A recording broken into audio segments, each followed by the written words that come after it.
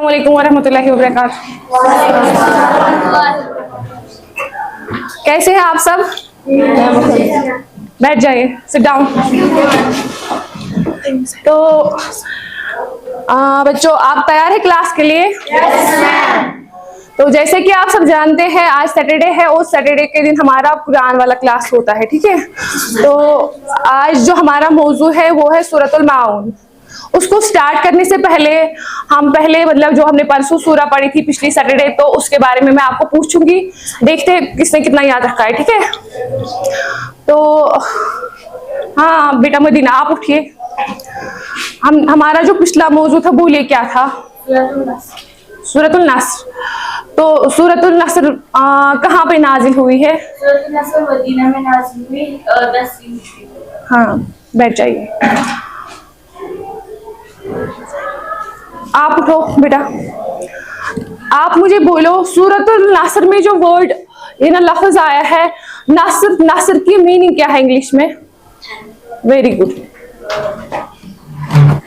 जो नस्र में वर्ड फतह आया है, लफ्ज जो फतह है आयत पहली आयत में, तो उस फतह का मतलब क्या है?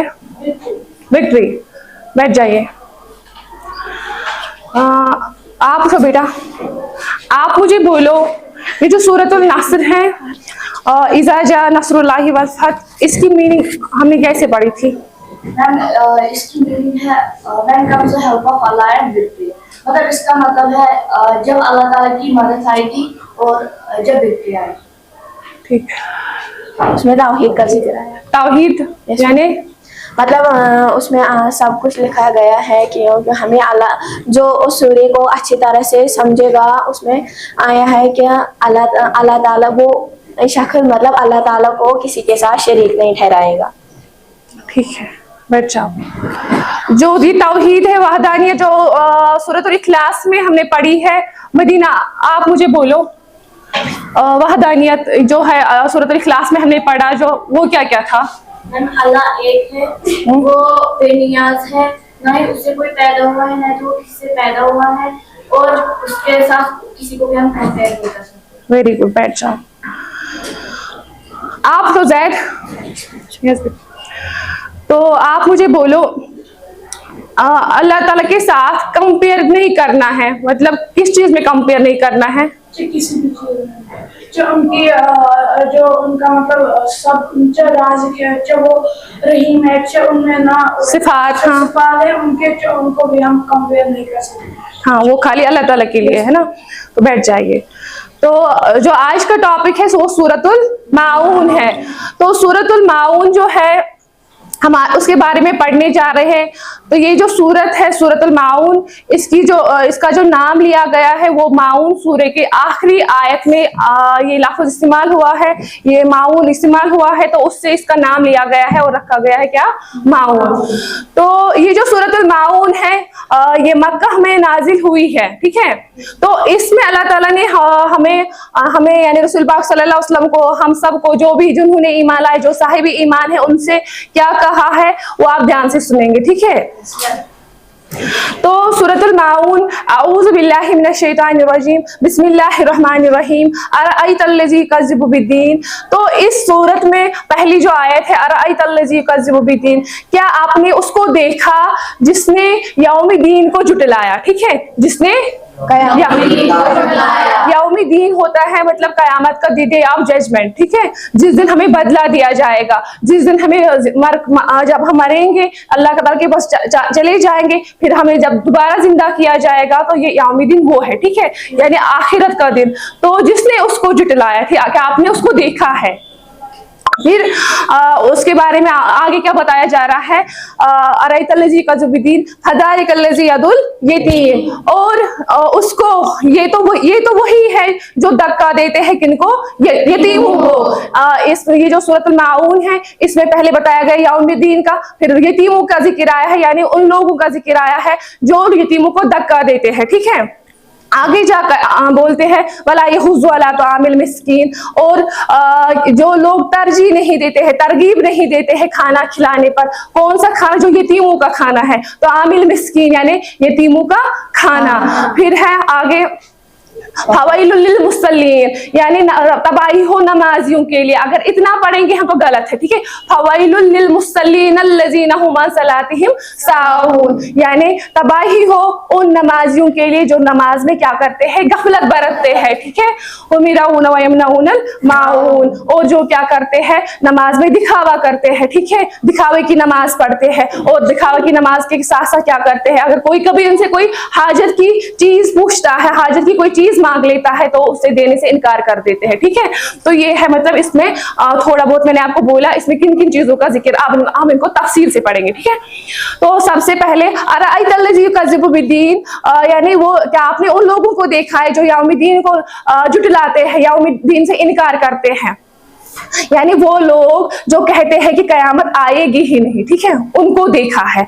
कयामत अगर कैसे आ सकती है, जैसे हम मुसलमान हैं, हम मर जाएंगे, हमें मिट्टी में दफन किया जाएगा, हम पता नहीं किन का ग़िज़ा बनेंगे, अल्लाह ना करे, अगर हमें कीड़े मकोड़े खा जाएंगे, हम डिकम्पोज तो हो गए ना वहां पे कब्र में, पता नहीं। फिर किसी के ख्याल में अगर आता है कि क्या फिर कैसे हमें अल्लाह ताला फिर वापस जिंदा करेगा, ठीक है, तो ऐसा नहीं हो सकता है। तो वो है, वो जुटलाते हैं कयामत के दिन को, ठीक है। या वो लोग जो बोलते हैं हिंदू या कोई और धर्म के लोग या किसी और मजहब के लोग, जिनको मतलब हिंदू को आग के सुपुर्द किया जाता है, उनको आग दी जाती है, और कुछ कहते हैं फिर आग लगाने के बाद, उनको आग देने के बाद वो तो नहीं रहते हैं, उनकी जो हड्डियां हैं उनको गंगा में बहाया जाता है, फिर अल्लाह ताला उनको कहाँ से जमा करेगा, ठीक है। तो ये लोग कहते हैं कि कयामत नहीं आएंगी। फिर जो बोला गया है कयामत के बाद वो क्या है, यतीमों का जिक्र हुआ है,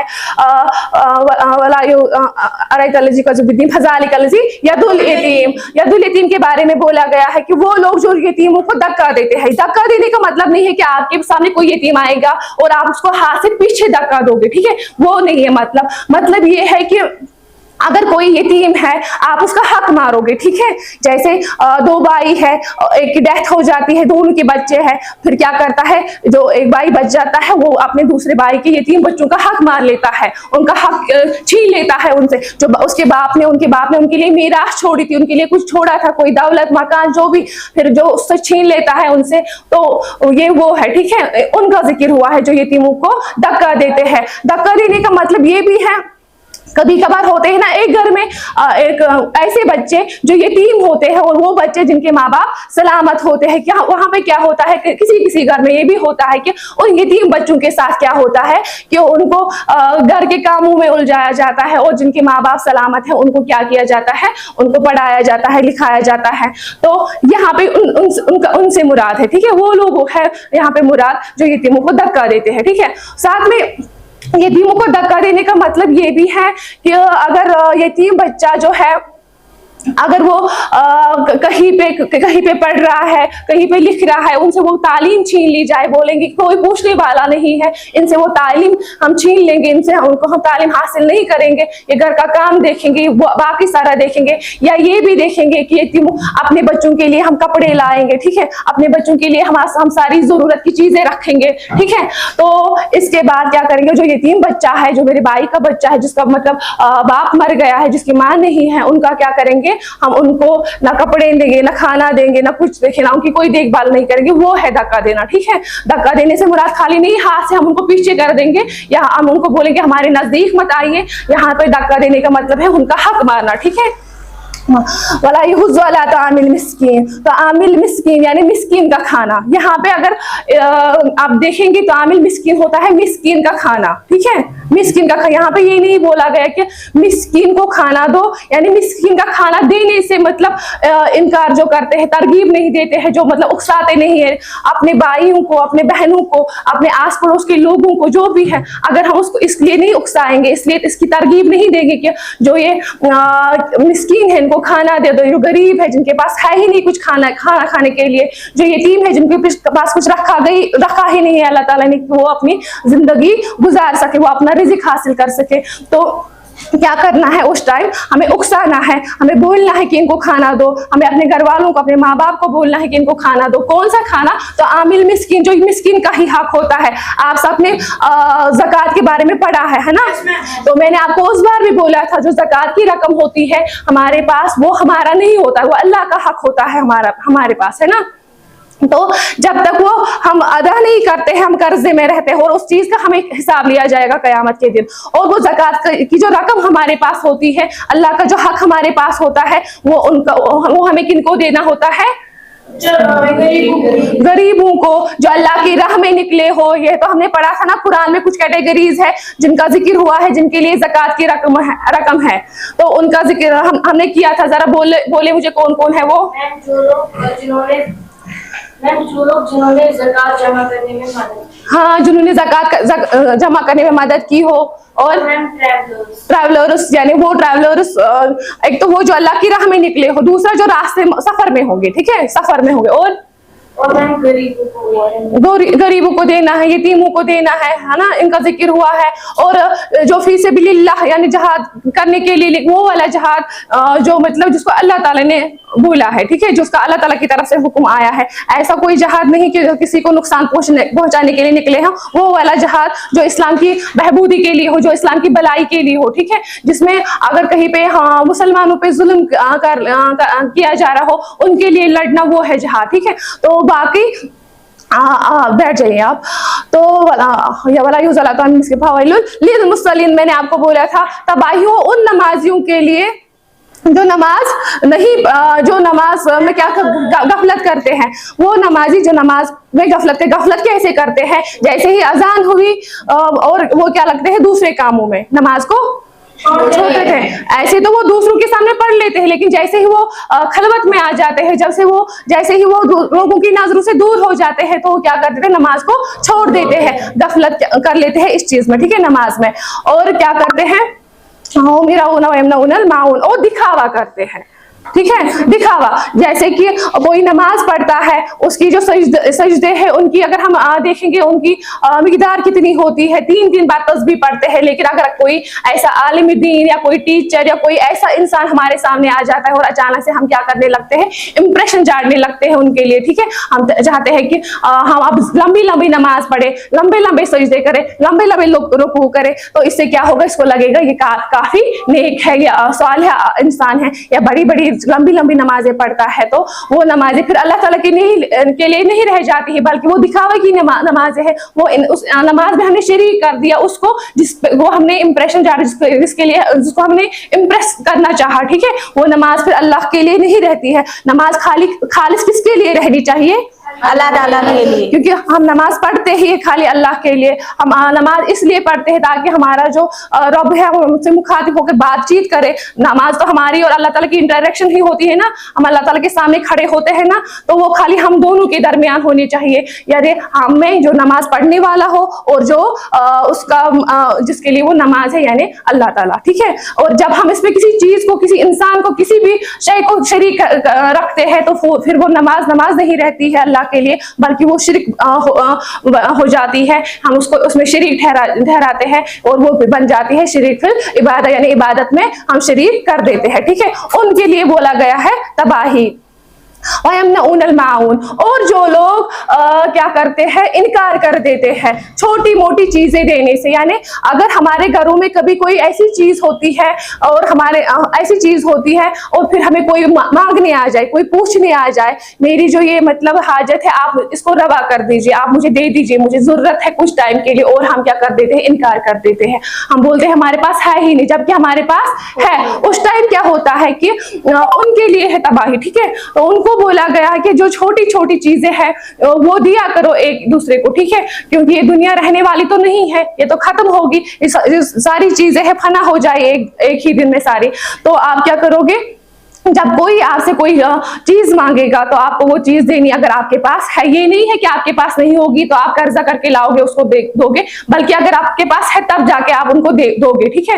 ये नहीं करना है कि होके भी हम बोलेंगे नहीं हमारे पास नहीं है, या हमारे दिमाग में अगर ये चीज होगी कि परसों मैंने इनसे कोई चीज मांगी थी, इन्होंने नहीं दिया, अब मैं भी नहीं दूंगा, वो बदला होता है, ठीक है। बदला इस्लाम में है ही नहीं, बदला इस्लाम में लेते ही नहीं है, ठीक है। तो बदला लेना क्या है? गुनाह। हमें अगर किसी को कोई चीज देनी होती है तो उसके लिए हमें क्या, अगर कोई अच्छी उम्मीद रखनी है तो वो किससे रखनी है? रब से, रब कायनात से, है ना। रवा करना बहुत ही जरूरी है, हाजत रवा करना बहुत जरूरी है, अगर नहीं करेंगे तो सजा है, ठीक है। तो ये सारी चीजें आप याद रखोगे, ठीक है। बिस्मिल्लाहिर्रहमानिर्रहीम। अरअयतल्लज़ी युकज़्ज़िबु बिद्दीन, क्या आपने उन लोगों को देखा जो क़यामत के दिन को झुठलाते हैं। फ़ज़ालिकल्लज़ी यदउल यतीम, यही तो है जो यतीमों को धक्का देते हैं। वला यहुज़्ज़ु अला तआमिल मिस्कीन, और जो तरगीब नहीं देते हैं, तो जो उकसाते नहीं है यतीमों को का खाना देने पर, यतीमों का खाना देने, यतीमों को खाना देने पर नहीं, जो तरगीब देते हैं यतीमों का खाना देने पर, वो उन्हीं का होता है हमारे पास। ठीक है। फवैलुल लिल मुसल्लीन, तबाही हो, अगर हम देखेंगे वर्ड बाय वर्ड इसकी मीनिंग, तो फवैलुल लिल मुसल्लीन होता है तबाही हो लिल मुसल्लीन, लेकिन यहाँ पे वो नहीं है। यहाँ पर ये दो आयतें एक साथ मिलानी है, फिर जाके इसकी अच्छी पक्की मीनिंग निकलेगी। ठीक है। फवैलुल लिल मुसल्लीन अल्लज़ीना हुम अन सलातिहिम साहून, तबाही हो उन नमाजियों के लिए जो नमाज में गफलत करते हैं, जब नमाज से गाफिल रहते हैं, गफलत बरतते हैं नमाजों में। ठीक है, उनके लिए है तबाही। ठीक है। अल्लज़ीना हुम यराऊना व यमनऊनल माऊन, और जो क्या करते हैं, नमाज दिखावे के लिए नमाज पढ़ते हैं, और जो छोटी चीजें मतलब जो हाजत की चीजें होती है उनको नहीं देते हैं। यानी अगर उनसे पूछा जाए कि हमें कोई चीज दे दे, हाजत है उन हमें, फिर किसी से मांगे और वो वहां से इनकार कर देते हैं वो चीज देने से। तो अभी इसकी इंग्लिश ट्रांसलेशन है, आप वो सुनोगे। ठीक है। अरअयतल्लज़ी युकज़्ज़िबु बिद्दीन, do you see him who belies the day of judgment? फ़ज़ालिकल्लज़ी यदुल यतीम, then it is him who derives away the orphans, then it is him who derives the orphans. ठीक है।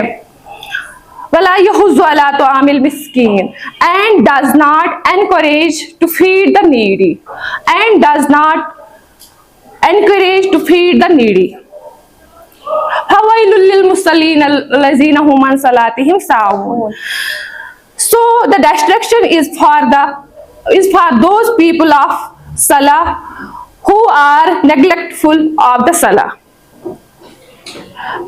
Allazina hum yarauna, who those show off. ठीक है। वयमनऊन अल माऊन, and refuse to give things to use when asked, and refuse to give things to use when asked.